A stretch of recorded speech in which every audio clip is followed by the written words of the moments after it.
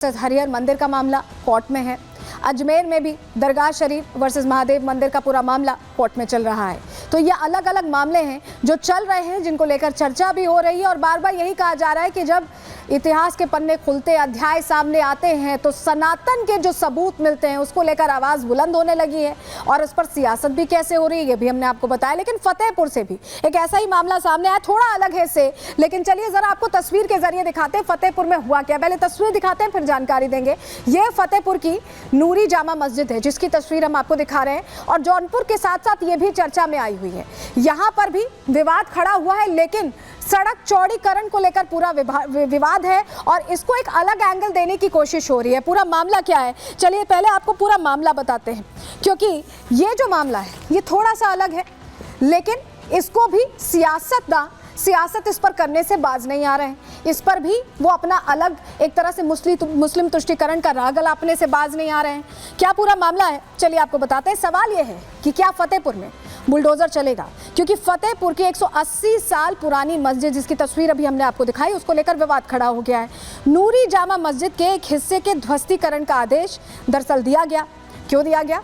आदेश को चुनौती देते हुए हाईकोर्ट में याचिका दायर की गई है और याचिका पर कल सुनवाई होनी थी, लेकिन अब 13 दिसंबर को सुनवाई की बात कही जा रही है। सड़क चौड़ीकरण के लिए मतलब रोड को ब्रॉड करने के लिए ध्वस्तीकरण का आदेश दिया गया था, क्योंकि सड़क का चौड़ीकरण का काम चल रहा था और इसी पर रोक के लिए याचिका बाकायदा दे दी गई है।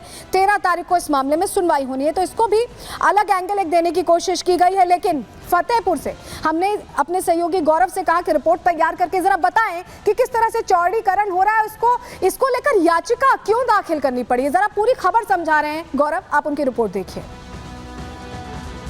यही वो एरिया है जिसको ललौली थाना क्षेत्र में आता है। इस एरिया को, ये जो सड़क है इसको चौड़ीकरण करना था, जिसके चलते जो नूरी जामा मस्जिद है इसका एक ये बड़ा हिस्सा है जिसको तोड़ने का पीडब्ल्यूडी ने आदेश दिया था। और उसके बाद से ही जो यहाँ के लोग थे इन्होंने हाईकोर्ट का दरवाज़ा खटखटाया और उसके बाद साफ तौर पर एक याचिका दायर की है जिसमें ये मेंशन करा है कि 180 साल से ज़्यादा पुरानी ये मस्जिद है और इसको जो तोड़ने का आदेश है उसको रोका जाए, जिसको लेकर के जो सुनवाई है वो कल होनी थी। लेकिन फिलहाल केस टेकअप ना होने के कारण जो सुनवाई है वो टल गई थी। लेकिन अगली तारीख जो है वो 13 दिसंबर इस पूरे मामले में मिली है। साफ तौर पर यहाँ पर जो कमेटी के लोग हैं उनका कहना है कि बहुत ही प्राचीन काल की जो मस्जिद है वो है ये, और जो सड़क है वो इस मस्जिद के 100 साल बाद यहाँ पर पास हुई थी, जिसके चलते जो मस्जिद है इसको ना तोड़ा जाए। फिलहाल पूरा मामला जो है वो हाई कोर्ट में है। अब देखना ये है कि क्या फैसला इसमें आता है।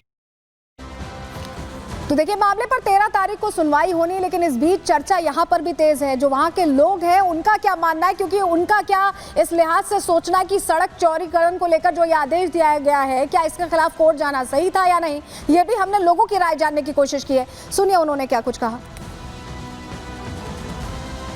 मामला आप लोगों ने भी एक याचिका दायर करी।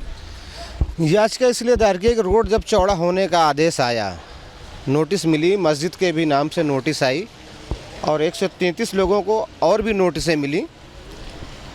तो जो मकान वाले थे, यहाँ तक कि जितने भी मकान वाले थे, सारे लोगों ने अपने अपने मकानों को जहाँ से उन्होंने निशान लगाया था रोड के 12 मीटर इधर 12 मीटर उधर, सारे लोगों ने तोड़ दिया। आप देख भी सकते हैं कहीं कुछ नहीं है। गवर्नमेंट अपना बजट पास करे और अपना रोड का काम चालू करे, नाला जो भी है। मस्जिद 1839 में बनी थी। जब मस्जिद बनी थी तो यहाँ रोड था ही नहीं।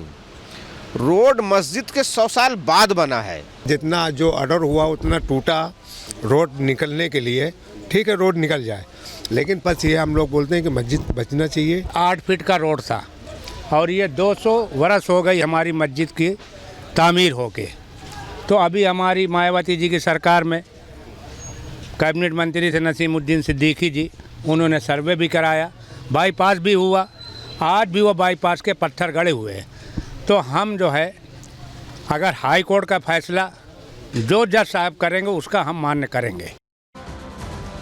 तो फतेहपुर का मामला भी हमने आपको बता दिया, लेकिन चाहे संभल हो, चाहे अजमेर शरीफ हो, मथुरा हो, ज्ञानवापी हो, अलग अलग मामला जौनपुर हो, हर मामले में आपने देखा होगा कि प्लेसेस ऑफ वर्शिप एक्ट का जिक्र बार बार आता है।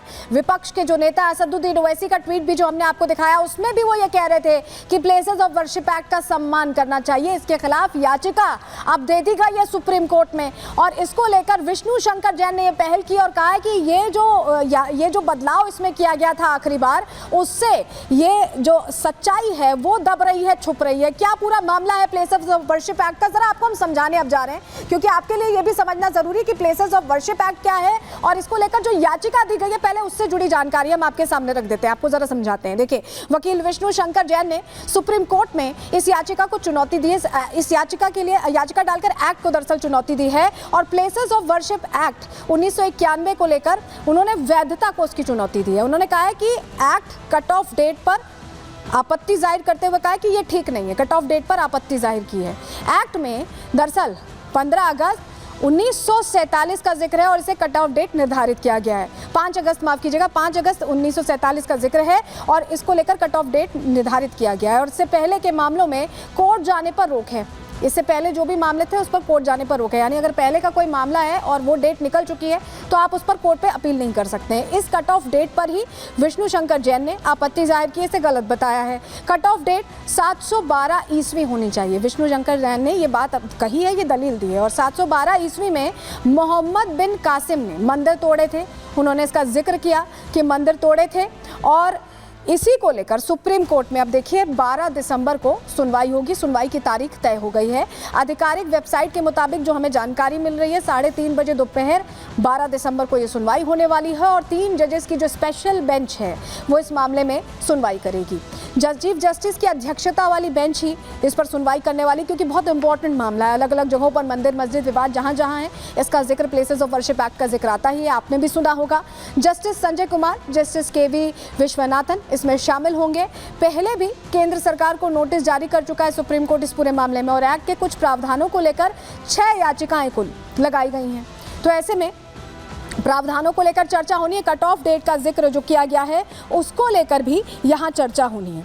लेकिन विष्णु शंकर जैन ने जो याचिका दी है, जिस पर 12 तारीख को हम आपको बता रहे हैं दोपहर 3:30 बजे सुनवाई होनी है, उसमें कई उनकी तरफ से दावे किए गए हैं, कई चीज़ों को उन्होंने आधार बनाया है। क्या वो चीज़ें हैं, अब वो भी जान लीजिए।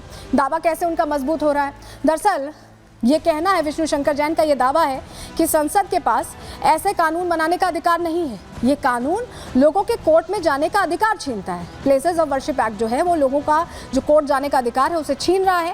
एक्ट संविधान के मौलिक ढांचे का उल्लंघन करता है, जो ओरिजिनल स्वरूप है उसका उल्लंघन करता है। अनुच्छेद 14, 15, 19, 21 और 25 का उल्लंघन करता है, ये मेंशन किया है विष्णु शंकर जैन ने।